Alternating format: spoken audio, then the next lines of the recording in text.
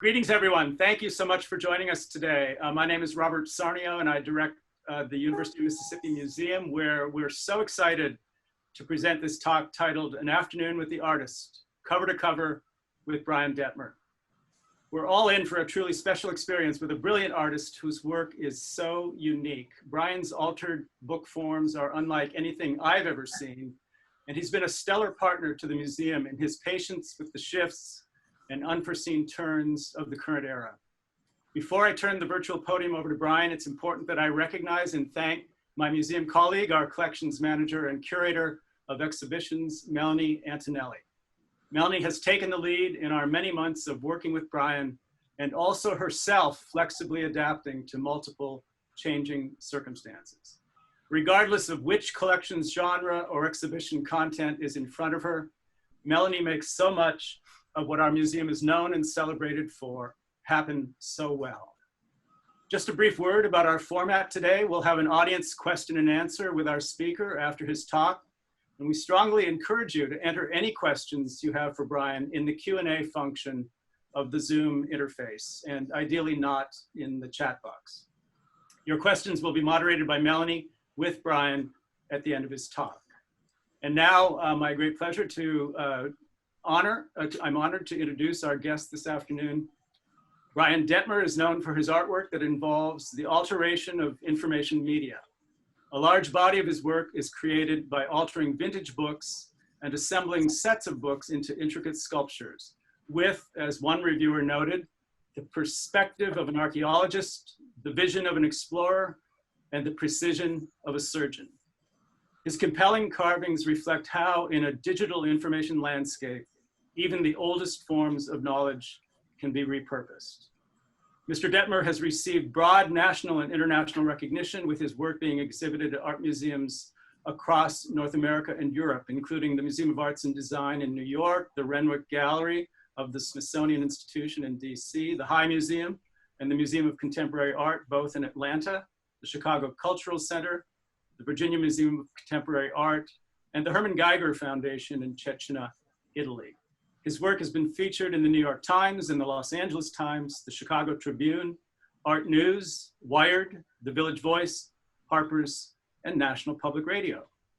Brian's sculptures can be found in the permanent collection of notable institutions, including the Smithsonian American Art Museum, the Art Institute of Chicago, Ryerson and Burnham Libraries, and the Yale University Art Gallery. He has lectured at the Victoria and Albert Museum in London, the New York Public Library, and in a truly fascinating 2014 TED Talk. It gives me great pleasure to welcome Brian Detmer to the museum's virtual podium. Thank you. Thank you, Robert, Melanie, and Kate, and everybody else at the University of Mississippi that was involved in organizing and installing the exhibition and in organizing this talk today. It really is a shame that I won't be able to come down there and actually see the show in person, meet the students, and meet you in person. But that is the least of my complaints this year. Also wanted to thank all the participants, everybody watching, and everybody that will be watching this, the recording later.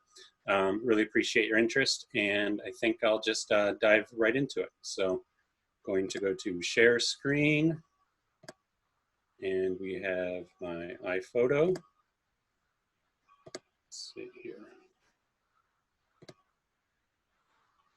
So if this is working correctly.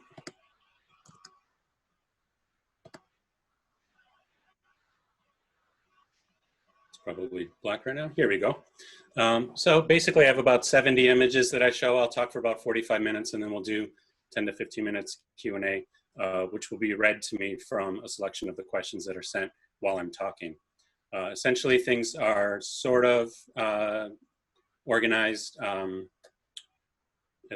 chronologically, but more so they're organized by theme and by idea. So I'm kind of jumping around from year to year, but that doesn't necessarily matter too much. This first piece is called Visual Braille. It's a piece that I did while I was at Columbia College in Chicago around 2000, maybe actually right after I got out of school, around 1999, 2000. While I was in school, I was also working at a sign shop making signs and working as a graphic designer. So I was thinking about this this cliche of art as sort of a universal language and the restrictions that we all have, either physically or culturally, from any kind of media, visual art, text, television. Everything sort of, there's always sort of a block between what the creator was intending to say or the experience that they're intending to deliver and the actual experience of reading or viewing that art. So playing around with that idea of art as a universal language and visual art, I was playing with Braille, thinking about the way somebody's finger might rub over those Braille buttons and read the letters, and kind of that biomorphic shape that it would make tactily with the finger, and how that could be translated as a sign or as a visual language. So each character you see here is representing the Braille buttons and the shape that we might feel with our fingers. Each letter here is about 3 or 4 inches tall. And so it's really kind of making a non-visual language into a visual language, which is essentially what a lot of visual art does. So here I'm kind of talking about the process of that transformation itself. The last 2 words you can see here are Brian Detmer in the lower right. And most of the basic letters, if you're playing Wheel of Fortune, most of the basic letters are kind of filled in by my name itself. And I've actually had a friend at a party years ago who stood there without a piece of paper, without a pen, that actually was able to translate the entire thing. So I thought that was sort of an interesting thing on top of that, because it not only is it reading difficult to many, and reading is sort of blocked culturally. It's, you know, it's not universal, but also there's bridges and barriers between any form of communication. This next piece is called Crash, and essentially kind of the same idea. You could read a story of a car crash with your finger, if you're visually impaired and can read Braille. And while you're reading it with your finger, you can feel the crash itself. So it's sort of a tactile illustration, a way to, the way someone that has vision might read text and see the picture or see the image inside of a book. This is sort of a book page, non-visual book page, a sculptural book page, if you will. That led to actually working with books, ripping up books after I got out of school. And this piece is called Huckleberries. I started with newspapers and was thinking about Picasso's collages and other work that had been done with newspapers, and eventually started working with books themselves. And I like the idea that there's sort of this osmosis, this idea that the material could actually transfer information in a non-linear or academic type way, so you don't have to read the text. This is called Huckleberries, and it contains 7 copies of Huckleberry Finn, all applied to the canvas with gesso, and then ripped off again, reapplied, ripped off again, until the surface was completely covered with the book pages, with the text and some imagery, and then of course stained in this color to provoke this idea of water. But really kind of playing around again with this idea that there is no universal language, but as that text becomes texture, as things break down, essentially things do become more universal, they become more accessible to a wider variety of people in a more abstract, less academic type way. And that led to me looking at the book itself as an object. I was familiar with some other artists that had worked with books before. Melissa J. Craig, who was at Columbia College, and Buzz Spector, who was teaching in Chicago at the time, had done altered book work. And so I had seen some people working with books, but not necessarily in the same way that I was interested in them. This piece was done in 2001. It's called Alternate Route to Knowledge. And I took some books and kind of faux finished, repainted them so that they had this feeling of more of a generic book, but these were actually construction catalogs, which were outdated and would have never been used. But I was kind of thinking of this dichotomy between reading and the experience that the learning experience that we get through our traditional experience with books, and more of a tactile or physical or sensual even experience that we have when we're actually working. The type of experience that an artist has or a construction worker might have with materials as they're working, a different type of learning. my roommate at the time had some cats, and cats, I realized, really experience the world through smell and through touch. And so that's what I wanted to do with this piece. So I like the idea that somebody could come into the gallery, think they see just a stack of books, and as they get closer, sort of shocked by this initial hole in the book. And this was around 2000. People weren't expecting to see this. People still have a great reference for books. And so there's kind of this tension between what you're seeing there and what you expect to see. So digging holes and geometric patterns into the books led to the majority of the type of work that I do now. In 2001, I had this eureka moment where I sealed up a book and pulled back a few pages and found some images that were sort of interesting, began to carve around those, and then another interesting image popped up behind it, and it was very exciting because for me it was sort of I had a lack of control. I didn't know what was going to come next.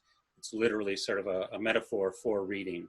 So essentially with all of my work in the past 20 years, the majority of my book sculptures, what I'm doing is I'm sealing up the edges of the book and then carving into the surface without planning, without having a specific agenda, sometimes curating things in a specific way, but never moving or adding anything and not knowing what's coming on the next page, never planning. And that way it's very exciting for me because I don't know what's coming next. And it's very much a metaphor for reading and a metaphor for life, where we don't know what's coming on the next page. We don't know what's going to be around that next corner until we get there. This piece is Norman Rockwell magazine covers. And essentially another way I was thinking about books is sort of a remix, the way a DJ might remix somebody else's music. And I want there to be an honesty within the piece itself. I created this image, but I created it by manipulating, carving, altering somebody else's pre-existing art, pre-existing images. So this is Norman Rockwell magazine cover, No Man Will Gaze Over by Evil Press. Here's a detail of it. So what was sort of an innocent Boy Scout scene of kids interacting sort of becomes this hallucinogenic mess as duplication and repetition come through the piece. And there's also this sort of this with Norman Rockwell, and you'll see it with Disney as well, there's always sort of a fake crack in the wall or a little bruise or something, just a little suggestion of injury, but nothing that's really menacing, and it's always very innocent. But Norman Rockwell definitely seemed to have this interest in the wound, this stubbed toes and scars. And then of course what I'm doing with the book itself is also sort of a destructive interaction, but hopefully innocent to serve a greater purpose. The greater purpose being to express my ideas. This piece is history of art, key monuments of the history of art. And one thing that I notice is that when I'm carving through a book, I'm not only carving through the space from the front to the back, but I'm also carving through time. So most books, whether they're fiction or art history, are chronologically organized, unless they're reference books, of course, which is then alphabetized. But here, by going from the back of a book, it's almost as if I'm starting in the modern era, going back into time. So you'll see some lines in the upper right corner from Mondrian, going then back into the Renaissance, the Middle Ages. So not only am I carving through the space of a book, I'm carving through the time. So in a way, it's sort of a, as all books are, it's almost a method of time travel. So the first pieces I showed you were kind of showing the basic box form of the book itself. And over the years, I've been pushing that form in order to accentuate the physicality, the sculptural capabilities of the material, but also to kind of play with different metaphors and different forms that the book can take. Because the book really is a machine, it's a technology, it's a tool that we use, one that is now potentially under threat and not utilized quite as much that now that we have other ways of obtaining information and sharing information. This piece is called Log 2. It was a series of logs and columns. And essentially what I did was took one Webster's second edition dictionary, took the cover off and rolled it up and then carved in all around it. So it was a way of making the sculpture itself 360 degrees Also breaking that front and back of the book itself, so that there's no like breaking down that linear time, but also thinking of the book as an animal in a way, or as a log or as a stone column. When I take the cover off, it kind of curls in on itself. It's protecting itself. But then, of course, my reading, my intervention, carving, sanding, then exposes that inner content, no matter how it might want to protect and shelter itself. It will still expose itself and express information. This is two Webster's second editions put together. So as I continue to work with books, I began integrating multiple books together in order to create more complicated pieces that could also say more about the book itself. So as a reference book, of course, there's such a randomness to the way the information is structured alphabetically. There's no chronological or conceptual connection between all of the imagery, all of the text. With this piece, you can actually see sort of the inner architecture, the columns and the rows, the structure of the book itself, almost as a building. But I wanted to kind of accentuate that randomness and really show that stories are kind of a construct. It's something that we make in our head from a series of events or a series of things that happen to us that may not necessarily be a constructed plot. They might just be random textures, random fragments that we put together then and then make sense out of them in order to tell that story to other people. So I like the idea that I'm then breaking down those stories again so that it's not just a linear story or a structure that anybody can follow from beginning to end, but it's more of an experience. It's more like traveling.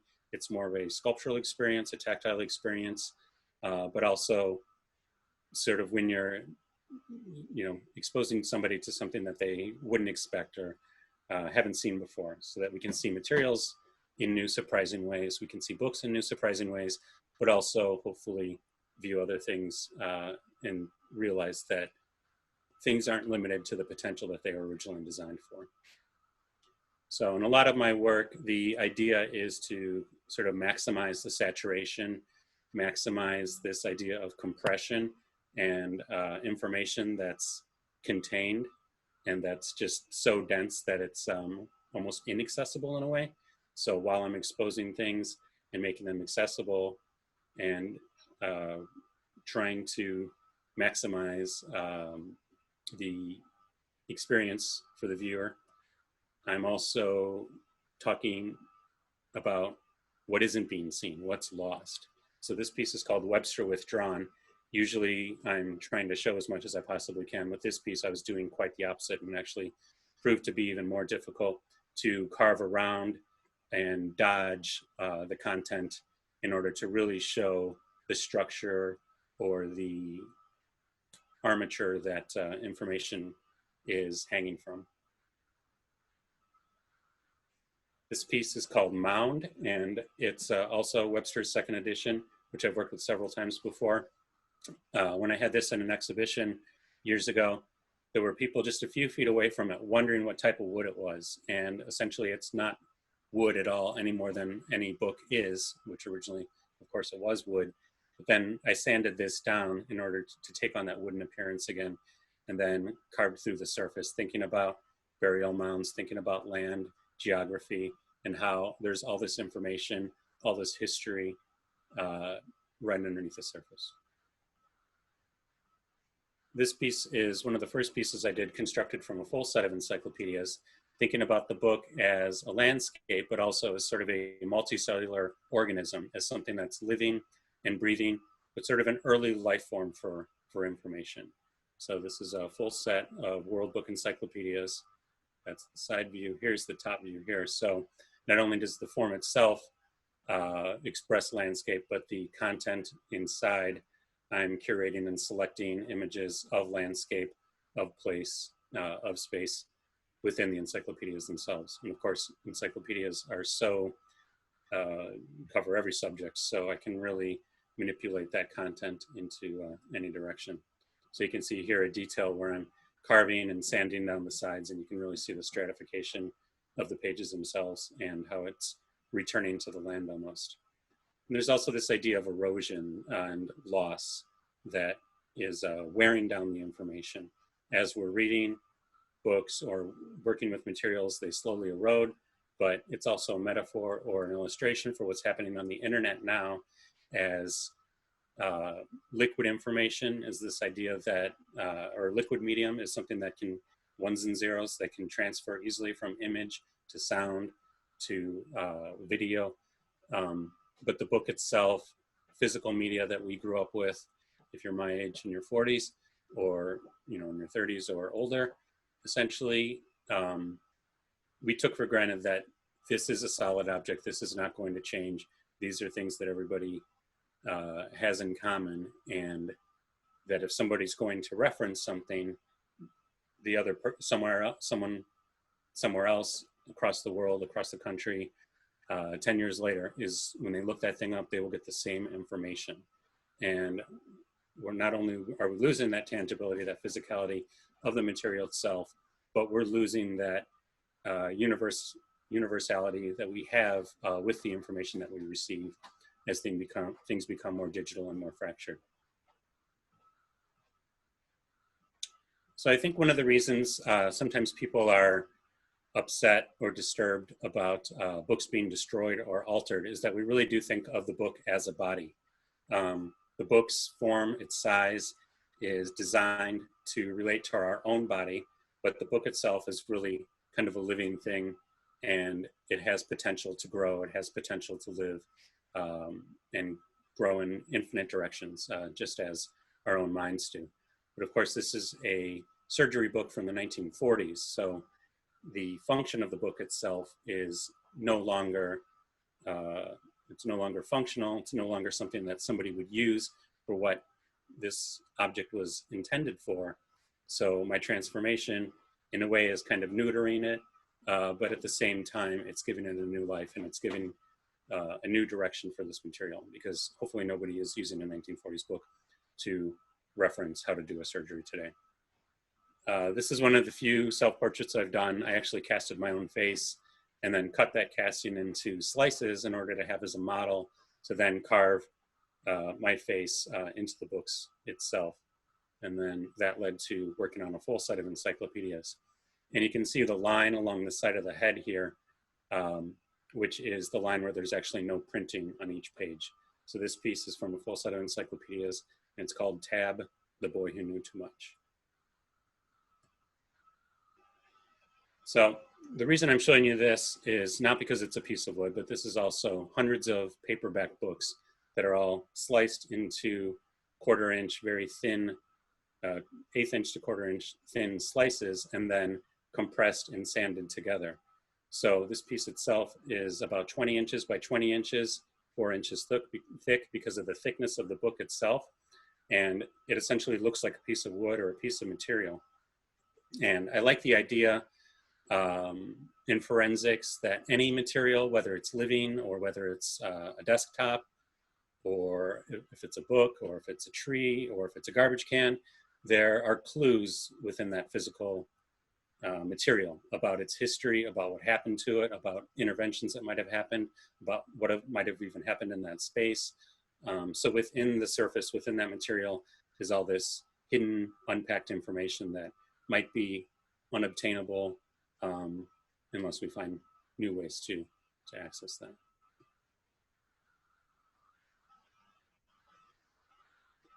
So along with books, I've been thinking about other materials that we used before the digital age, and maps, cassette tapes, records, and how those had an impact on the way we thought and what I can do with them now that they're not necessarily used as often as they used to be.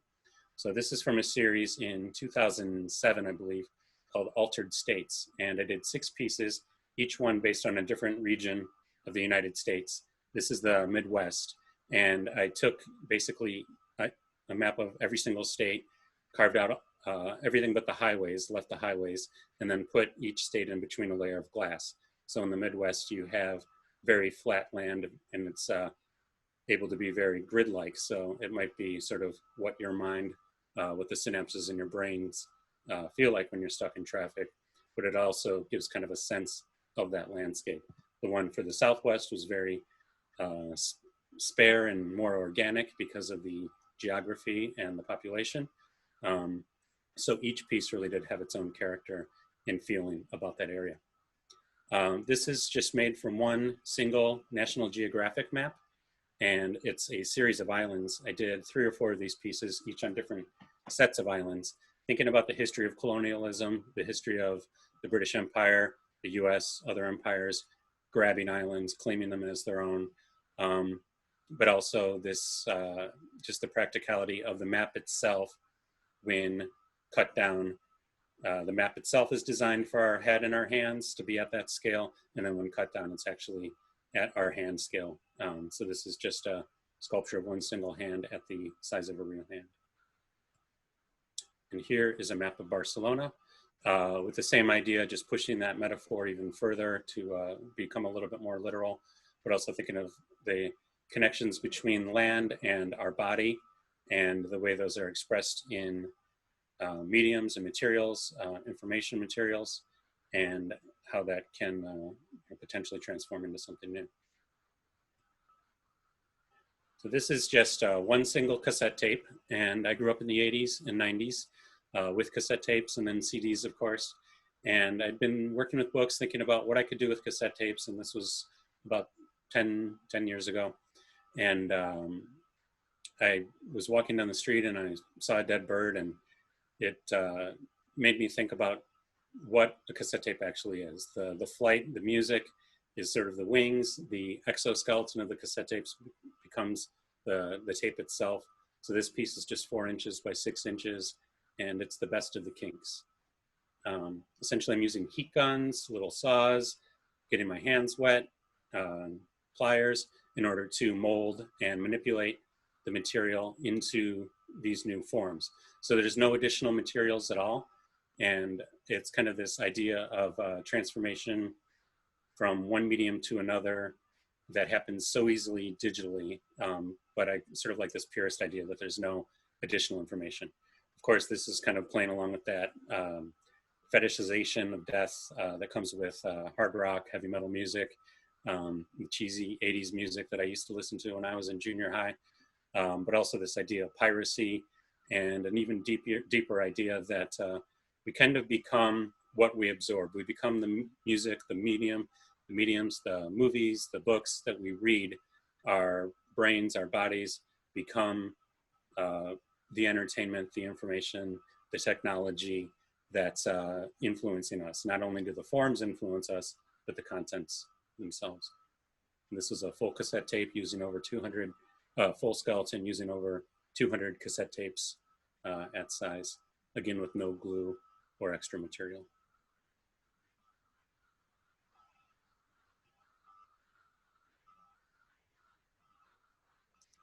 This piece is a rose bush constructed of about a dozen VHS tapes. And now that we look at cassette tapes and we look at VHS tapes, they're very funny, sort of clunky mechanical things compared to the way everything is very smooth and seamless today. But I took these cassette tapes apart, the VHS tapes, the branches became, the plastic became the branches, and the actual plastic film became the flowers themselves and the leaves. And I thought, what kind of videotape should I use to make a rose bush? Maybe they could be romance, but it'd probably be much more interesting if I used old pornography. So I had to do some searching and go to some stores and find some old videotapes that would make good material for this sculpture. So who knows what type of imagery is on that flower, and I don't think we want to know. But I think what's interesting is that as technology evolves, the medium, the material, the content becomes further and further from the actual information. If you think about film, you can actually see on the film the images that are being projected, and the light projects through it, and that's on the screen. Then we go to VHS, which is just black, it's completely invisible. Then we go to DVDs, where it becomes not only invisible, but reflective. And then now everything's digital, where it's invisible and immaterial. So our ideas, the messages, the information that's within these mediums becomes further and further disconnected as technology evolves. This is just one single record. I took a record of Muddy Waters, played around with the text here a little bit, but was thinking about linear time and this idea of time as a spiral, and kind of unwinding with saws and other tools, a router, to unwind that linear structure of time. And Muddy Waters, of course, the blues musician who was named after the Mississippi Muddy Waters, started in the Mississippi Delta, which you can see at the bottom there, up the Mississippi. So this is essentially a map of the Mississippi, and then up to Chicago, where I'm originally from. And what I didn't expect is that the piece itself, the shape of the Mississippi River, looked like a silhouette of, originally it sort of looked like Alfred Hitchcock, but I realized if I just added that extra little curve, kind of gave it some hair, and it looks like Muddy Waters himself. So with this idea of saturation and compression, I continued to unwind or unspiral records as in that previous piece, and then compress them down. So this is part of a series of records that I took and cut them into linear strings and then compress them as tight as possible. So they're just down to 5 inches by 5 inches. Of course, the humor in it, the distressing part is sort of as things become more and more compressed digitally and here in the analog world, they become more inaccessible, they become more abstract and harder to crack open and share. So I work with imagery quite a bit in my work, and I work with text itself as well. And as I'm fragmenting imagery and text, they sort of work more as, instead of telling stories or telling parts of history, they become more poetic and more like poetry. But when I'm working, I don't really make a big differentiation between imagery and text. I think that when somebody sees text, they're reading it, they're creating images in their head. So the medium itself is conveying a message that's causing the viewer to then create images. But if you're looking at images in something, if you're looking at a painting, then you're creating text in your mind. So reading will create images, and painting creates words, creates text in order to understand and explain it. So there's sort of this yin yang that comes with any form of art where you're kind of filling in the rest of it. So sort of like the cliche of the tree falling in the woods, does it make a sound? Does my work have any meaning until somebody comes and reads it or sees those images and attaches meaning to it, and then decides whether they want to construct a larger meaning between those fragments. Duchamp famously took a urinal, put his name, put R. Mudd on it, a fake name, put it in a museum, took something that had absolutely no meaning to it and gave it meaning by putting it into an art context. And one of the things I've thought about is, if I take something that's loaded with meaning and completely transform it, can I essentially take all the meaning out of it, or all the literal literary meaning out of it, so that it then becomes more of an experience, more of a sculpture, more of a direct confrontation with an object? And of course, that's impossible, and that's not something I really want to do anyway. I always want to convey a meaning, but I'm using these words, these images, these books to convey new ideas that weren't necessarily intended. This piece was a commission for the cover of Science magazine. There were researchers working on Google app, where you could look up any word and it would tell you the frequency of how often that word came up in literature from the 1900s up to today. And it was sort of a new way of accessing information, also a new way of doing research to see how popular words or phrases, how word use has changed, how popular words might not be popular anymore, how things merge and emerge. Again, thinking of this idea of the double helix, DNA, but also of erosion, or the idea of a book as a machine, and water sort of flowing down the steps of this language. This piece is called Chaos, and I was thinking of a more conceptual way to take what I do physically with my knives and tweezers and sort of illustrate or map out essentially a thesaurus. So I looked up the word chaos in a thesaurus and it had 6 synonyms. Then I looked up those 6 synonyms, 49 more words. Those 49 came to 256, and it kept going through 5 different stages until I had over 2,600 words on this piece. And essentially, it's an abridged thesaurus, because no thesaurus or book has every word out there. So books, like you can see here, the word anarchy died off because when I looked up that word, it wasn't in the thesaurus. So the words in black died off. The words in red were repetitive. They were either repeated in that phase or in a previous phase. And then the words in blue are the ones that continued to grow. And the lines here that are connecting the word chaos sort of shows that bouncing back. But what I realized is the structure of the way we research in a thesaurus is really parallel or in line to the structure of the way we think or the structure of the internet itself, where we might look up one word or one thing, it leads to other things, it can go, lead to other things, and pretty soon you can go down a rabbit hole that has absolutely nothing to do with the original research, or things can die off, or things can get repetitive and sort of bounce back on themselves without a progression or digression.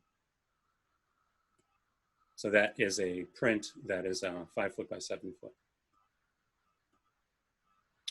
A recent print that I just did is what I'm calling the Humanizer Kit, and using a little bit of tongue-in-cheek humor, but also thinking about some of the issues that we're facing today, I created a full page of 900 humans, and each little human tab is a 1/4 inch by 1/4 inch, and the idea is that they're perforated and they can be torn off and then applied to replace the gender bias that's in many of our documents.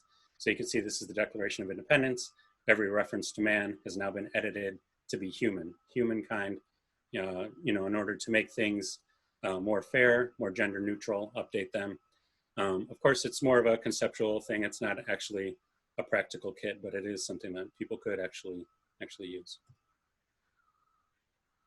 But really the main focus of my work over the past 10, 15, almost 20 years now has been the book itself, the physical aspects of the book really being what we're losing as now our information is online. And I'm, not a caveman. I wasn't born yesterday, and I have a computer. Of course, I'm talking on it right now. And I love the idea that you can look up anything, and so many more people have access to information. But what my work is trying to illustrate is this idea that that information isn't consistent, that information is slipping, and we no longer have the physical structures to know that things aren't being manipulated, things aren't being changed.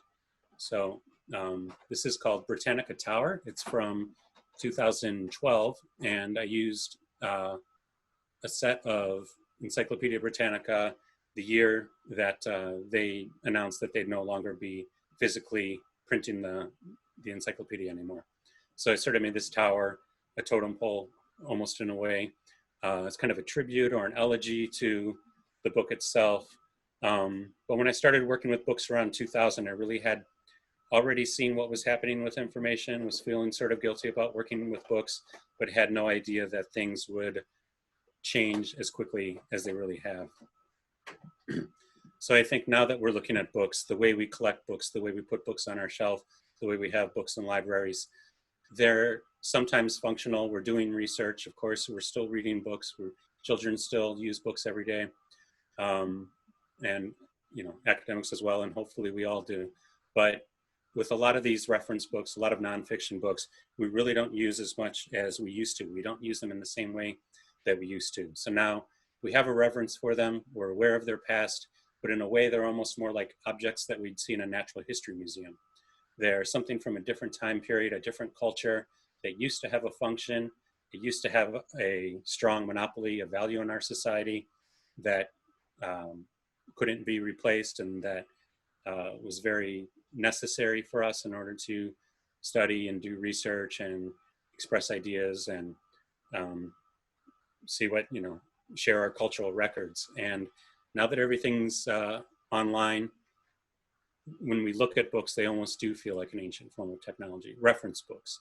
I don't think that books will ever die. I think that we'll always have books to read, and as books become less necessary in our everyday lives, as far as learning information and conveying information, I think books are becoming more special and more rare, but also people that are making books, people that are reading books are really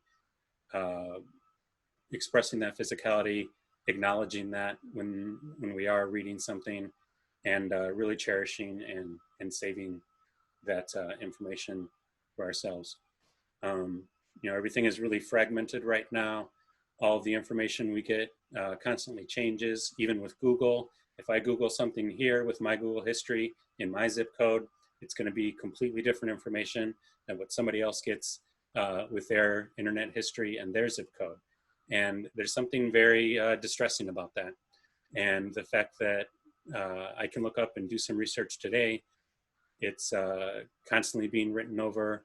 There's no record of what that was. So everything's slipping. There's this constant erosion, this constant erasure and loss of information that is, you know, can be sort of frightening, but in a way, of course, it's that physicality that kept things stable. And I think that now that everything's digital, everything's online, not only are we losing that instability, but capitalism is driving, it's basically anti-archival, and it's driving us to continue to have to purchase new formats, purchase new software, purchase new MP3s or new computers in order to keep updating basically what used to be consistent and solid.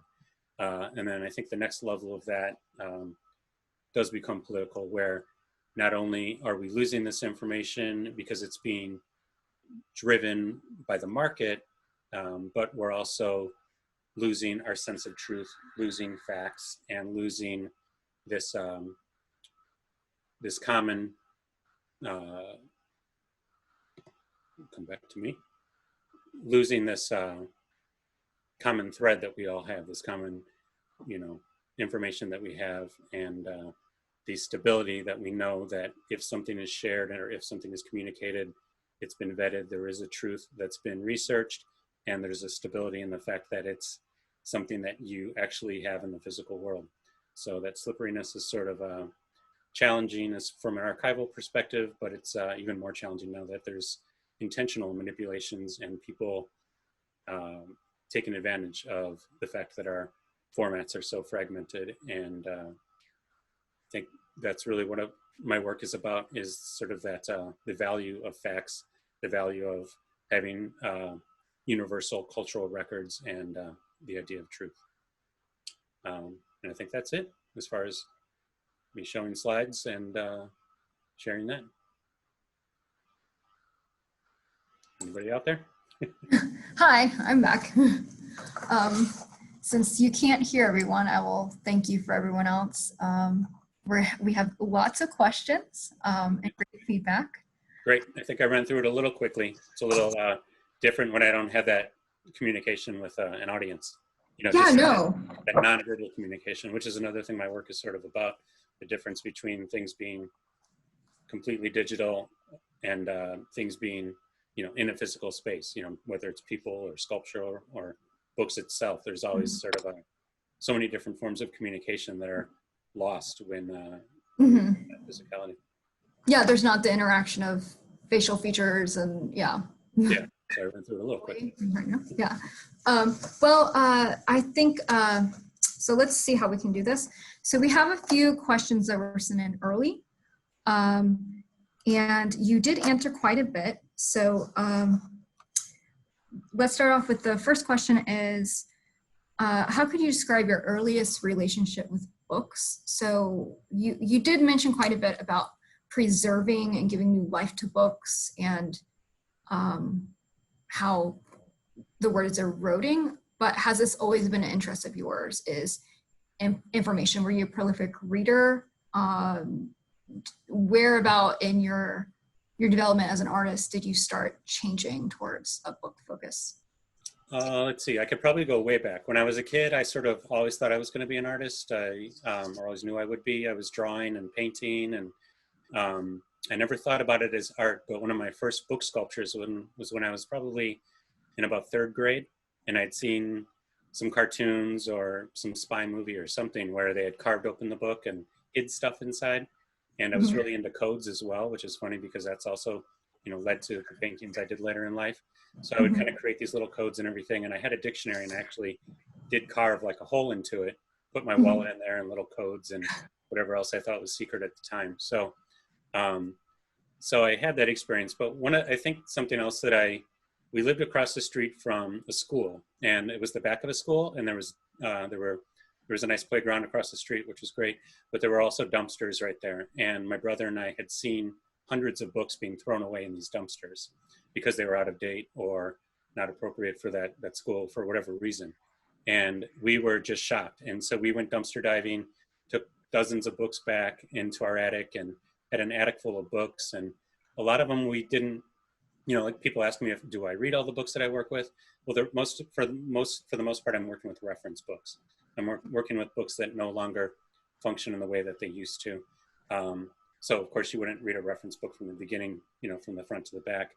But I think that might have had an impact on the way I experienced books or the way I thought about books, because we would kind of go through them just to see all the pictures and see what they were about, but weren't necessarily reading every single book because there was a lot of nonfiction books and everything. But there was just something impulsive about thinking that we had, or I guess compulsive, that we felt like we had to save these books. Like it was just shocking that they were being thrown away. And so I think that material experience with books had an impact on me early in life. Fascinating. Yeah. Okay, so let's see. So quite a few people have asked throughout about your process, which we will send at the end in the comment section. We will add a bunch of links to some of the videos that you've had produced of you actively cutting and working with other book sculptors. But is there anything that you could add as far as some of the other book sculptors that you've exhibited with? It seems like there's a wide array of materials that every sculptor uses.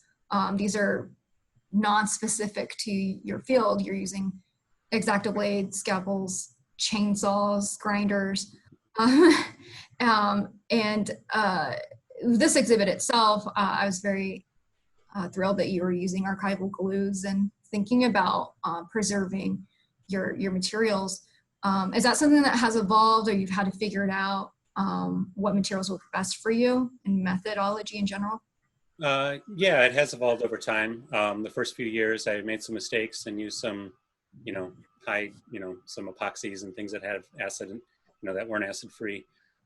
So that's evolved over time, and I've kind of figured out the best varnishes and adhesives and things to work with. But essentially my process itself is sealing the edges with a thick varnish, whether it's just a single book or multiple books. And then sometimes I'm weaving pages into the next. If you see with those towers, I'm kind of weaving each page, interleaving them together, so sort of make a structural, physical, but also conceptual connection. And then once that piece is kind of sealed into a solid object, I'm then carving into it. So those pages are still loose on the inside. It's just a skin on the outside, essentially like you'd see a paperback binding on one side around the whole surface. So that way I can't control what's going to come up next, and I don't move or add anything. So it really is a collaboration between me and the existing material. And yeah, so there's some videos on my website that do show me working while I'm talking, but I try not to put out too many how-to videos. I encourage other people, if they want to work with books, to go ahead, but try to find a new direction. Don't necessarily do exactly what don't try to do exactly what I'm doing. Art is all about ideas, and but I do talk about my process because the process is integral to the material itself, or to the ideas themselves. And I think around 2010, between like 2006 and 2012, emerged sort of a large international group of artists, not too large, a few dozen book artists that were working with books in sculptural ways, kind of all in different ways, which was interesting. And it seemed that a lot of people were recognizing the value, the cultural value, the historic value, even the present day value of books, and were recognizing what was happening with them and thinking about new ways to work with them and experience them. Yes, yes. Okay, so yeah, we will not divulge all of your secrets. We will share some of those videos and make it easy for them to get to. Another person has asked about okay, so Linda has asked, is there one exhibit that stands out where you were surprised at how it was received by your audience, meaning it was different from what you intended? Not necessarily. I would say like in the beginning, like around the early 2000s, people were kind of scared, pretty shocked, even upset sometimes that I was destroying books. Of course, I'm trying to illustrate that idea of loss, and I am technically taking a book that could be referenced or accessed the way it was intended, and I'm destroying that value, but I'm creating, doing something new with it. So I would never work with something that's totally rare. So I'm talking about that idea of loss, but I don't necessarily want to be participating in it on a grand scale. Yeah. But I think more recently, within the last 5-10 years, instead of people being surprised and shocked, it's almost the opposite, where they're, excited to see me bringing new life to the books, but also asking like, oh, I'd love to do this with my grade school class, or, oh, I should try this at home. And that in a way is sort of can be upsetting or shocking to me, because I do still value the book. I want to put enough time into it to really show that there is a reverence to it, and that I, not just ripping up a book or just destroying it. And, if I'm using material that ends up getting destroyed, I do feel kind of bad about it, but probably shouldn't feel any worse than somebody who takes a piece of marble or a piece of, nice piece of wood that, ends up ruining that material as well. So of course, I'd rather take material from our culture than from our natural landscape. But I have been surprised by the way people have really, I think the shock value has sort of faded. Also, as more people have seen other artists work with altered books, or it's become a little bit more recognized or a little bit more mainstream, there's less of that tension between the beauty and the disturbing truth behind what's happening with the book and information in general. Well, I mean, you're not having a book burning. You like, I like the word you used earlier was calling that like an elegy to, like an homage to the book, really, and reincarnating it. Some other good questions are coming in. So you said, since you don't plan out the final piece, that you're excavating the pages one at a time. As some of your pieces, which are assemblage of multiple books, are those things that you carve simultaneously? Do you assemble them together and then carve? There's a little bit more pre-planning that you have to do there. How would you explain that process? Yeah, the pieces that contain multiple books, I explain, sometimes I'll interleave the pages to kind of hold them together. There's definitely a lot of engineering and sort of figuring out exactly how things are going to go. And with each piece, I'm kind of pushing things in a different direction, pushing things a little bit further. So like any artist, the previous work has kind of informed what will happen next. And I keep trying to push or transform the material into different directions. But essentially, I'll connect and reinforce and seal all of the books together before I then start the carving process. So, and it's the kind of a cliche of Michelangelo saying the sculpture is already in the stone. But for me, that's quite literally the truth, that, everything's already in there. So I like the idea that there's, just like with a book itself, there's so much information there, you don't even know where to start. So it's not a blank canvas. There's a lack of control that I have that becomes very freeing. And it's this idea of creation through consumption. So I'm consuming the book, I'm consuming the material as I'm creating something new. Well, and a lot of times your series, I mean, the book sets themselves lend to how you're using them, how many are in the set, and those are the ones you're compiling together. But do you ever assemble or have works mid-process and you let them set aside and then maybe change your mind in your process then? Or do you always see what that final image is generally before you start? Well, that's one of the things that's sort of fun too. I can never really control or know what the piece is going to be like in the end. So if I'm doing a commission, I can say, I can propose, here's the structure, here's what the piece is going to be, the size and the shape, but I don't know what the content's going to be until I start working. But even with the size and the shape itself, I did a series of towers that then I took one tower one day and I just cut it down the middle and pulled it open, and it became sort of a, you know, more freestanding piece, kind of shaped like a large gravestone almost. So even though I might work weeks or months on something that I think is going to be in a certain form at the end, I might then do something in an hour or two that just then completely, you know, literally cracks it open or pushes it into a different direction.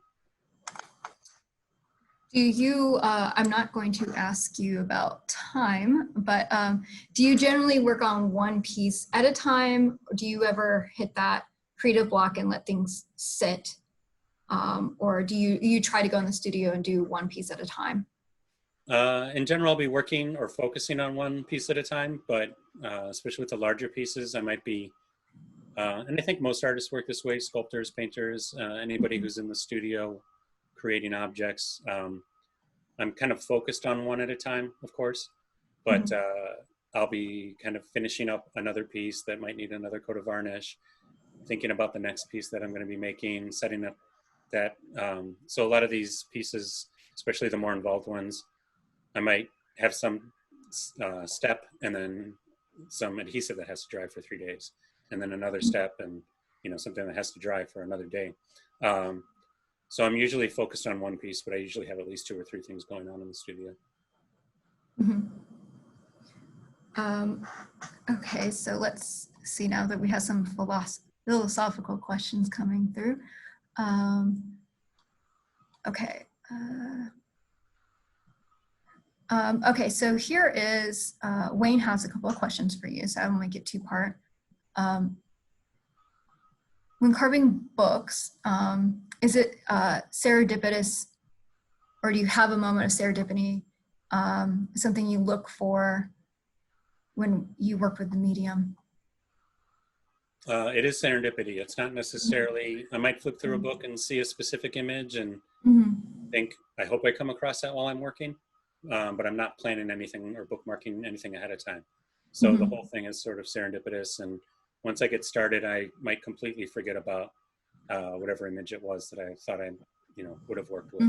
Because you're not reading all these reference guides, yeah.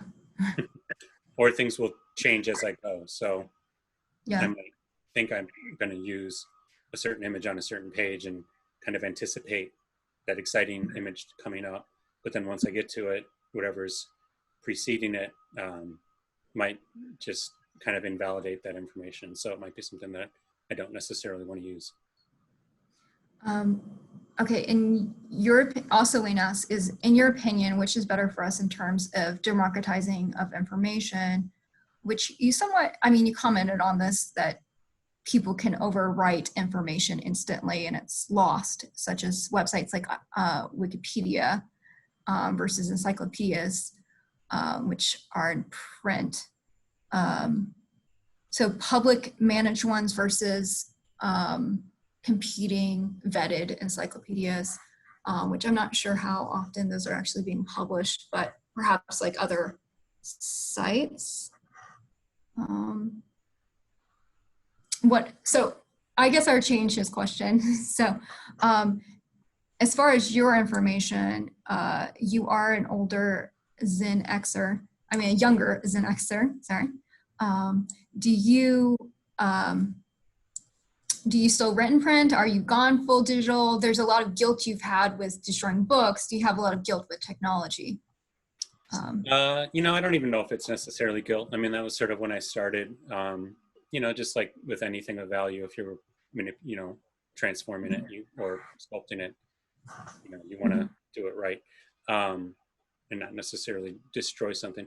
You know, it's sort of you know, it's a tough thing. And obviously, I don't know, as I get older, and especially 2020, I'm trying to think like, and this, people may or may not agree with this, but if I don't have control over something, maybe I shouldn't invest so much energy into even having an opinion about it, right? It's just especially this year, like, you know, having an opinion about everything, or really being so invested in everything, you know, can just take you up and down emotionally, and, you know, even your schedule unnecessarily. So, you know, what I think about the way information is going, I think it's great that we can access more. I think it's great that everybody can share more.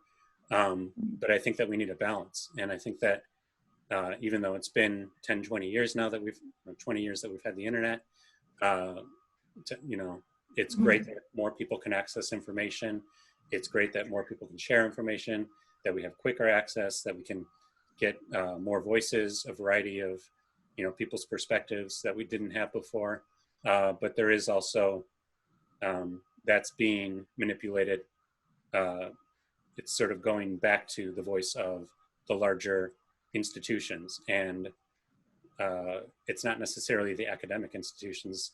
It's not the book publishers, it's not the writers, it's not the researchers that are the ones teaching people about history right now. I mean, look at what some people believe. Like, I don't want to point out any specific things, but you know, some people are very invested in you know, the opposite of truth, the opposite of fact, the opposite of reality. And of course, perspective is always valuable, but I think it is important that we all sort of have the same points of reference, the same understanding of history. But then again, you know, books themselves were never always right either. So, you know, these are sort of illustrations, physical, sculptural illustrations of what happens online now to analog media. So my opinion is sort of, it's good and it's bad, you know, what's happening now. And we kind of have a lack of control. The only thing that we can control is not what happens, but the way we respond to it. So I think it does put a lot more responsibility on consumers, readers, people obtaining information, on trying to figure out where that information came from, what the agenda was for the person creating that information. So it's not as easy as just saying, you know, this is the history book, this is what everybody's learning. And hopefully things will settle, and there'll be some more balance in the way we get our information in the future, and we'll all be able to share our opinions, and we'll be able to acknowledge them as opinion. Yes, there's a lot of self-validating you can find on the internet. So versus what you're saying is definitive, universal information. So a couple more questions. As far as, you mentioned some of your early influences, such as Melissa J. Craig, and I believe the other artist was Spencer. Buzz Spector. Spector. And so very different types of altar book artists versus like carving. But as this genre has grown, is it something that you obviously meet and start finding comparisons with your own work? Is that something you avoid? That's always something that's difficult as an artist, is you both want to see other people's artwork, but then you don't want to be too influenced by their work. Are there particular artists that you're looking at that you find inspiration from right now, or how do you feel about finding that inspiration and being compared to other artists? I think I sometimes try to do the opposite, and I try to tell students to see everything that's out there, see as much as possible online and museums and galleries. You know, communicate with your peers, other people that you respect that might work with similar materials or be at the same point in their career. But what I try to do is, if I see something that someone else is doing, I want to know what's out there so that I can dodge away from that. So I had done those map pieces, and I discovered who's become a good friend of mine, this artist Matthew Picton, other artist Nina Khatchatorian, that had worked with maps before before me in a very similar way, where they'd carved out everything but the highways and kind of showed this, lacy web and layered them. So once I discovered that work, I thought, okay, this is territory that's already been explored. So I started working with maps, and I felt like, especially around that time, a lot of people were working with maps, and a lot of people have been working with books. Of course, there had been altered book artists. Doug Bube is another one who's been working with books since the 70s, and another close friend of mine now. So I try to be aware of how other people have worked with material, so that I'm kind of forging my own path, finding my own direction. And with younger artists, new artists, you can see who might be inspired by me and who might be taking it into a different direction, and who might, kind of just be copying me, which I think is fine for younger artists to copy artists that they admire, but eventually you need to find your own voice. And and it's not only a craft. I mean, my work is heavily involved in the craft and the materials, but the difference between craft and art is really, why are you doing it? Are you just copying someone else's process, or do you have your own ideas and your own that you want to express through the material? Okay, I think that's the perfect answer for every artist to hear from another. So last question, I think you've all answered any questions we had either in your lecture or in this portion. Are there any future ideas or new works or ideas you're exploring right now, or is that something you don't want to share, something you'd feel comfortable about sharing? Well, this past year, earlier in the year, I was working with paperbacks quite a bit. Of course, the show is called Hardcover and Paperbacks at the University of Mississippi, and the hardcovers are at the museum. The paperbacks are at Roanoke, which was, and obviously you know this, but which is Faulkner's home for 40 years, for his last 40 years of his life, I believe, his family home. So I worked with Faulkner books and the paperbacks themselves. So I kind of went through a paperback phase, which I didn't show too much in this lecture. And now I've been working again with older reference books and diving into them. But this year, of course, has been challenging for everyone, and really making, I think, everybody think about what they value, what's important. And so the Humanizer kit was one of the human print was one of the more recent things that I had done. And I've worked with a series of smaller books called Coronet Magazine, breaking down that text to be to look like it might be saying Corona. And these are magazines from the little periodicals from the 1950s that are very sexist, very racist, very one-dimensional as far as the perspective and the voice that they're coming from, which of course is a problem that we have with a lot of these old books, but it's very obvious within these books themselves. So working with those became a little bit more political, exposing things, cliches, and just wrong ways of thinking that are still prevalent today. But ultimately, I think as the material of book, the tangibility is slipping, that manipulation of information is just more accessible. And I think that's what is really sort of my main interest, and what keeps my work relevant right now is that we need to hold on to universal truths, and we need to value knowledge and science. Well, I think that's all the questions we're going to do for now. So I think Robert's going to join us so we can say goodbye and thank you once again. Thanks to everyone today for attending. We had well over 50 attendees, and Brian, we're so grateful to you for such a thoughtful exhibition and an incredible presentation. It's been an absolute joy to meet you, and thank you, Melanie, for fabulous moderating. And to everyone, we greatly appreciate your time with us this afternoon. Thank you, everyone.